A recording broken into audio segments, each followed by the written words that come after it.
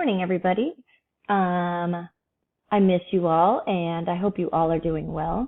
I thought we'd do a little art project to tap into your creative side.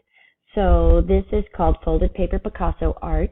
You can use dice if you'd like to pick the different types of eyes and noses and mouths that you add to your art, or you can choose your own. So just a little bit about Picasso. I believe we covered him in our Art Masters or our Art Explorers, but a little bit about Picasso.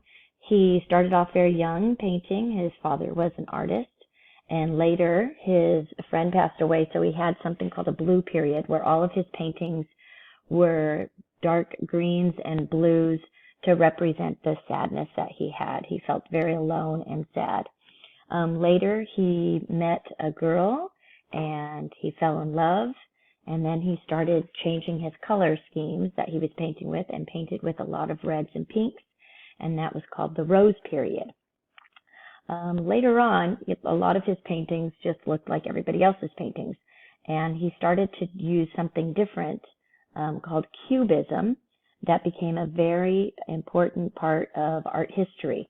So he would put the noses and the eyes in wrong places, and he wanted to make sure his art, he liked to keep his art asymmetrical. That means it was not the same on both sides. So here's how we're going to start this project. The first thing I'd like you to do is actually grab a piece of white copy paper, and you're going to just create some diagonal folds on your paper. Make sure that your folds are not even, but not making squares or rectangles, but more random folds. And I would suggest maybe doing between 5 to 7 folds. So that might look something like this. I'm going to use this piece of white copy paper. So there's one fold, and I'll open it up, and there's another fold, making sure that you don't line up your edges because you don't want them straight. That's 3, 4, and let's do one more across the bottom here.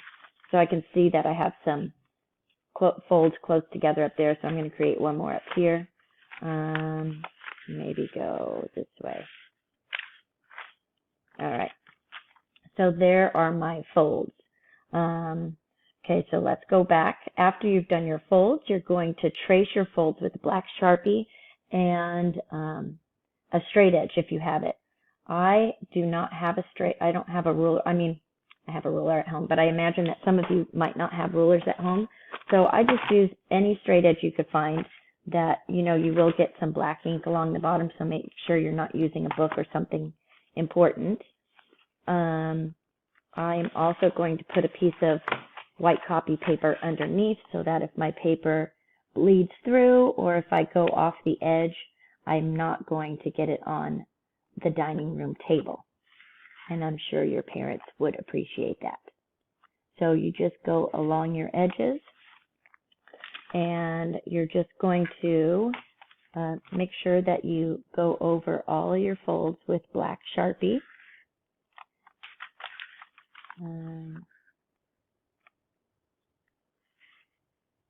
So you're going to continue doing that until you have everything done, until you have all your folds done. Okay, and then the next thing you're going to do, if you'd like, you can roll your first die. So the first thing you're going to do is remember, Picasso liked to make sure that his paintings in the end during the Cubism period, that they were not symmetrical. So he wanted his face shapes to be asymmetrical, so they weren't even on both sides. He didn't want his paintings to look like everybody else's. So if you roll a die, it's die or dice actually, I've looked it up. You can roll your die and pick, if you roll a 2, maybe you write this as your face, and a 3, you write this as your face. So just roll your first die and choose one of these to determine which face you're going to, or head shape you're going to use. And when I did one yesterday, I rolled a 3, so my head shape looked like just almost perfectly oval. Okay, so you're just going to sketch your oval face onto your white copy paper. Say I rolled a 3. I'm going to go back, or let's say something different because I already did a 3. Let's say I rolled a 4. Ooh, that's a funky shape. So I'm going to draw that shape somewhere in my paper. I'm going to do my paper this way. And my shape, I think, if I looked back at it again, looked like it had a round at the top, and then it looked like a nose and a mouth, and then a big jutting chin. So that's interesting. I have that as my face now.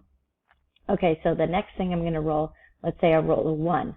So I'm going to choose this eye as my next eye that I'm going to add. So let's see. And now I want, for this folded piece, I want to put it inside these different sections.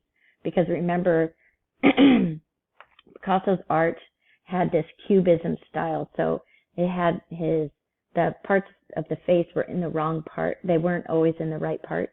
And we wanted them to be, give this like cubism type feel. So I'm going to do this as my eye. And I'm just going to color it in. And then I have to roll for my next eye. Let's say I rolled a 5. So I'm going to do this as my next eye, interesting eye. And I'm going to put that one up here. So that one looked round and then straight and had some lashes coming down. All right, so let's see what's next. I'm going to roll again. I would roll, but I don't have my dice with me. So my 4th roll is going to be my nose shape. So I rolled a 5, and this is going to be my nose shape. And I'm going to put that right, let's see, where should I put the nose? How about if I put it right here, kind of in the middle? What did that nose look like? Let's see.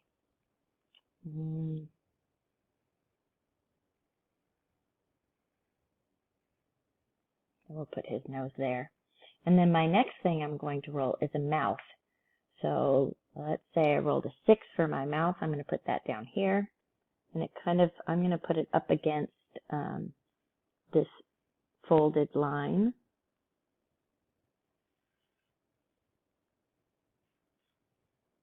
Looks like a little goatee. And then my next ear, I rolled a 2. I'm going to put my ear outside. How about in this section, right by his, what looks like it would be a nose. So I'm going to put this ear here. What did I say, 2? Make it sideways. And his last ear is a 1. And I'm going to put that down here.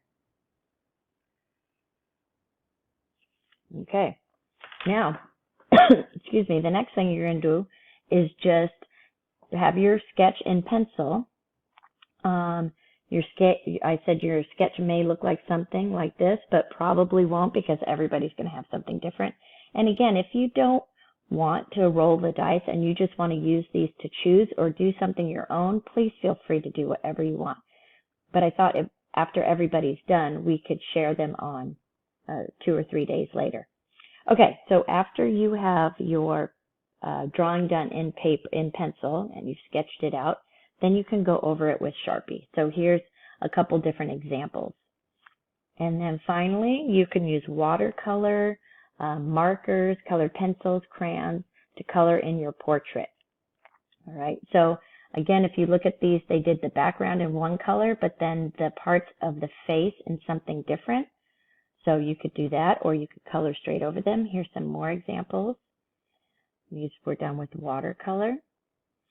So just have fun with it, and let's plan on sharing these in a couple of days. So after you watch this video and you work on this for a couple of days, maybe you can share it with your teacher during your Zoom meeting and everybody else. All right, I hope you have a fun time with this, you guys, and enjoy. Hope to see you soon. Bye.